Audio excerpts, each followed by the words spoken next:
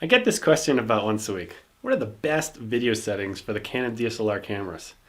So let me start off by eliminating two things that you could take off the list, and those are Aperture and ISO. Aperture, I really can't tell you what to set it on because it depends on the type of look you're going after, with the shallow depth of field or not. And the other one's ISO. ISO is kind of there for exposure, how you're going to set the exposure. I will say you don't want to go too far north of, let's say, 1600, especially like on the Canon T2i. Then it gets really noisy. Obviously, you're going to need to use Aperture along with the ISO to get the right exposure, but at least to get you in the ballpark. Those two ingredients are pretty much taken off the list. So the first thing I can tell you about what's on the list is shutter speed.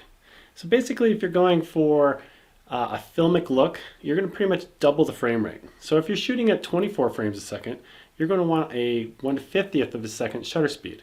And if you're shooting at 60 frames per second, you're going to go with 125th frames per second shutter speed.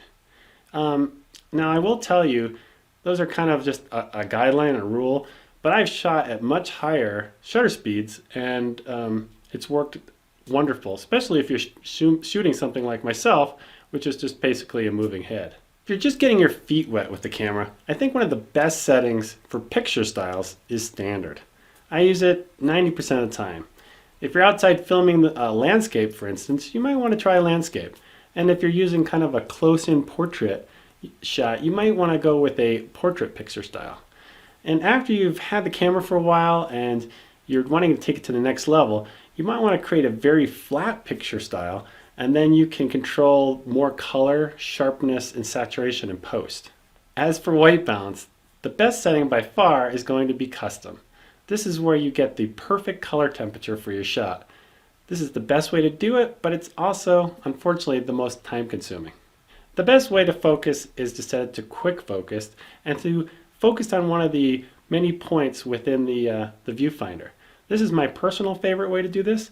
I'm sure there's other people that might disagree with me, but I've gotten really accurate, fast results using this method. Disable your AGC to get the cleanest audio. AGC is automatic gain control. I use a hack method for this, but there are other ways to do this as well, such as buying a Juicelink box or use a software hack if you're brave enough to install it on your camera. Set the movie exposure to manual. This is the best way by not letting your camera decide for you. Grid display to grid 1. This helps me get my composition just right.